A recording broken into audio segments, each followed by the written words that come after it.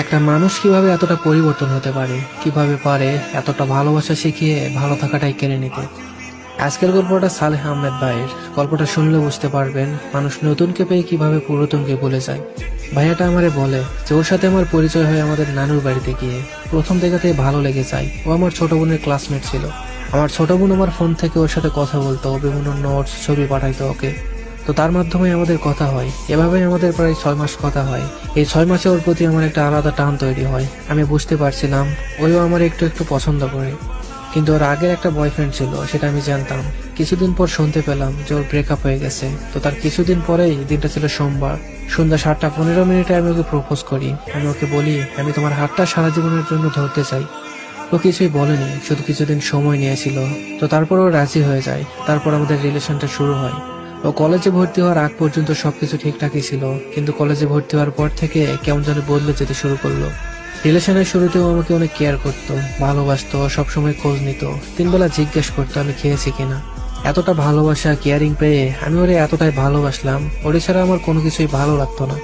সারাক্ষণ ওর সাথে কথা বলতে মন চাইতো। ওরে ছাড়া আমি কিছুই বুঝতাম না, সবসময় ওর কথা মনে পড়তো। তো এইভাবে চলতে থাকে। এসএসসি শেষে ও ইন্টারে ভর্তি হলো কলেজে। কিছুদিন ভালোই চললো, বাট তারপর থেকে শুরু হলো অবহেলা। ওই যে মানুষ বলে না, কিছু মানুষ নতুন পেলে পুরাতনকে ছুঁড়ে ফেলে দেয়, ঠিক তেমনটাই করেছে ও আমার সাথে। ও আমার ইগনোর করতো, আমার ভেতরটা ফেটে যেত। রাত 12টা পর্যন্ত ও আমার সাথে কথা বলতো, কিন্তু অনলাইনে থাকতো রাত 2টা থেকে 3টা পর্যন্ত। জিজ্ঞাসা করলে বলে সে ভিডিও দেখে। একদিন ওর ফোন নিয়ে দেখি ও অনেক ছেলের সাথে কথা বলে, যা আমি মেনে নিতে পারছিলাম না। আমার সব থেকে খারাপ লাগতো, ও আমার কথা শুনতো না। আমি যা বলতাম সবকিছুর ঊর্ধ্বে চলতো।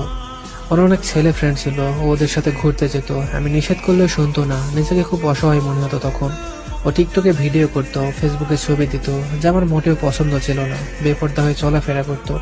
হাজারবার বারণ করেছি, কিন্তু শোনেনি। ও বলে আমি টিকটক করব, ছবি দিব, তোমার পোষাইলে তুমি থাকো। এই কথাটা শোনার পর যে কতটা কষ্ট লেগেছে আমি ভাষায় প্রকাশ করতে পারবো না। নিজের প্রিয় মানুষটার মুখে এমন কথা শুনলে কেমন লাগে আমি খুব ভালোভাবেই বুঝেছি। এভাবে চলতে চলতে আমাদের একটা সময় বিচ্ছেদ হয়ে যায়। আমাদের বিচ্ছেদের পেছনে আর একটা মানুষের হাত ছিল। তিনি হলেন আমাদের পাশের বাসার খালা। থার্ড পার্সন হয়ে তিনি আমাদের সম্পর্কটা নষ্ট করে দিয়েছেন। ও আফরিনকে বলতো আমি নাকি আফরিনের সাথে টাইম পাস করি, আমি নাকি ওকে বিয়ে করব না। এটা ছাড়া আরো অনেক কিছু বলে আমাদের মাঝে দূরত্বর সৃষ্টি করেছে। আর এই দূরত্ব থেকেই আজ আমাদের বিচ্ছেদ। আমি আফরিনকে অনেক বুঝিয়েছি যে দেখো, আমি যদি বিয়ে করি তাহলে তোমাকেই করব। তাও সে বিশ্বাস করেনি। আমার এতদিনের ভালোবাসা একটা মানুষের মুখের কথায় শেষ করে দিল। আমি আমার খালাকে কোনোদিন ক্ষমা করব না, তার কারণে আমার জীবনটা আজ নষ্ট হয়ে গেল। কি ভাবছেন আমার ভালোবাসার মানুষটার থেকে আলাদা করে ভালোই আছেন, থাকেন, সমস্যা নেই। রিভেঞ্জ অফ নেচার বলে একটা কথা আছে, জানেন তো? প্রকৃতি আপনার হিসেব ঠিকই নিয়ে নিবে, আজ না হয় কাল, শুধু সময়ের অপেক্ষা। সেই দিন হয়তো আমার কাছে ক্ষমা চাওয়ার মুখটাও আপনার থাকবে না। আমাকে আমার ভালো থাকার মানুষের থেকে আলাদা করে আপনি কখনোই ভালো থাকতে পারবেন না। আচ্ছা একটা কথা বলেন তো, কি পেলেন আফরিনকে আমার থেকে আলাদা করে? আমি তো আপনার কোনো ক্ষতি করিনি। আমি আপনাকে নিজের খালার মতোই দেখেছিলাম, আজ তারা এই প্রতিদান দিলেন। আপনার এই কাজ আমি কখনোই ভুলতে পারবো না। আমার দীর্ঘশ্বাসগুলো আপনাকে ভালো থাকতে দিবে না, দেখে নিন। আমি আফরিনকে পাওয়ার জন্য আমার ফ্যামিলির কাছে আজ খারাপ ছেলে, আমার ভাই বোনদের কাছে খারাপ ভাই, আমার নিজের খালার সাথে আজ 2 বছরের কোনো সম্পর্ক নেই আমার, শুধু ওকে পাওয়ার জন্য। দিন শেষে আমি ওকে হারিয়েই ফেললাম। আজ আমাদের বিচ্ছেদের 6 মাস হয়ে গেল, তারপরও ওর প্রতি আমার ভালোবাসা একটুও কমেনি, বরং আগের থেকে বেশি মিস করি, বেশি ভালোবাসি। আমি ওকে কখনো ভুলতে পারবো না। ওকে পেয়ে গেলে হয়তো আমার চাওয়ার কিছুই থাকতো না। তার জীবনে যত না পাওয়ার গল্প আছে, ওকে পেয়ে গেলে হয়তো সব না পাওয়ার গল্পগুলো ভুলে যেতাম। আফরিন, আমি তোমাকে কিছু কথা বলতে চাই। আমি জানি তুমি যার সাথে আছো ভালো আছো। আমি চাই তুমি ভালো থাকো, সেটা যে কারোর সাথে হোক না কেন। আর একটা কথা, আমি অনেকবার চেয়েছি তোমায় ঘৃণা করতে, কিন্তু কখনোই পারিনি। আমি তোমাকে মন থেকে ভালোবেসেছি, হয়তো এই কারণেই ঘৃণা করতে পারিনি। জানো, আমি এখনো প্রতিদিন তোমাকে এফবিতে সার্চ করি, এখনো তোমার পুরনো SMS গুলো দেখি, তোমার ছবিগুলো দেখি আর ভাবি এই কি সেই মানুষ যাকে আমি এতটা ভালোবেসেছি। খুব অচেনা লাগে তোমায় এখন, খুব মিস করি তোমার সেই আগের ভালোবাসাগুলো। তোমার কথা মনে হলেই নিজের অজান্তেই চোখে পানি চলে আসে। কি করব বলো, তোমাকে তো আর পাওয়া হলো না, তাই তোমার স্মৃতিগুলো নিয়েই বেঁচে আছি। আমি একদম ভালো নেই তোমায় ছাড়া। তুমি আমার ভালো থাকার কারণ ছিল, সেই তুমিই নেই, কিভাবে ভালো থাকি বলো? জানো তো, তোমায় খুব মিস করি। I miss you Afrin, I really miss you. তোমাকে অনেক কথা বলার ছিল, কিন্তু তার হয়তো বা কখনো হবে না।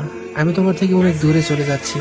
হয়তো কাছে পেতে ইচ্ছে করলেও আমায় ফিরে পাবে না। আমি চাই তুমি ভালো থাকো, অনেক ভালো থাকো। 5 ওয়াক্ত নামাজ পড়ে মোনাজাতে তোমাকে কত চাইলাম, কিন্তু পেলাম না। অনেকবার সুইসাইড করতে চেয়েছিলাম, কিন্তু যখনই সুইসাইড করতে গিয়েছি আমার মনে পড়েছে আমি তো মুসলিম, সুইসাইড করা ঠিক না। আমি সবসময় চেয়েছি তুমি ভালো থাকো, আজও চাই তুমি ভালো থাকো, অনেক ভালো থাকো। যে মানুষটা আপনাকে এতটা ভালোবাসে তাকে ছেড়ে দিয়ে অনেক বড় ভুল করেছেন। এখন হয়তোবা বুঝতে পারছেন না, একটা সময় ঠিকই বুঝতে পারবেন, কিন্তু তখন হয়তোবা অনেক দেরি হয়ে যাবে। একটাবার ভেবে দেখতেও তো পারতেন যে যে মানুষটা আপনাকে ছাড়া কিছুই বুঝতো না, সে মানুষটা আপনাকে ছাড়া কিভাবে থাকবে, কিভাবে ভুলে থাকবে আপনাকে। ভালোবাসার মানুষটাকে না পাওয়ার কষ্ট আপনি সেই দিন বুঝতে পারবেন, যেদিন আপনার ভালোবাসার মানুষটা আপনাকেই ছেড়ে দিবে। সেদিন বুঝতে পারবেন কাউকে ছেড়ে গেলে ঠিক কতটা কষ্ট লাগে। হয়তো আপনার নতুন অনেক মানুষ হয়েছে, নতুন ভালোবাসার মানুষ হয়েছে। আজ যে নতুন মানুষটার জন্য পুরনো মানুষটাকে ছেড়ে দিলেন, এই মানুষটাই একটা সময় আপনার হাসির কারণ ছিল, আজ আপনি তার হাসিটাই কেড়ে নিলেন। আপনি কখনো ভালো থাকতে পারবেন না, কখনো না। আর থার্ড পার্সনের কথা শুনে যারা ভালোবাসার মানুষটাকে ছেড়ে দেয়, তারা কখনোই ভালোবাসতে জানে না, তারা কখনোই ভালোবাসার মানুষ হতে পারে না। সম্পর্কে থার্ড পার্সন কখনোই ঢুকতে দেবেন না, তারা সম্পর্কটাকে জোড়া লাগানোর চেয়ে ভেঙে দেয় বেশি। সবশেষে একটা কথাই বলি, মানুষের দীর্ঘশ্বাস খুব ভয়ঙ্কর। কখনো কারো দীর্ঘশ্বাসের কারণ হবেন না, দীর্ঘশ্বাসগুলো আপনাকে ভালো থাকতে দিবে না।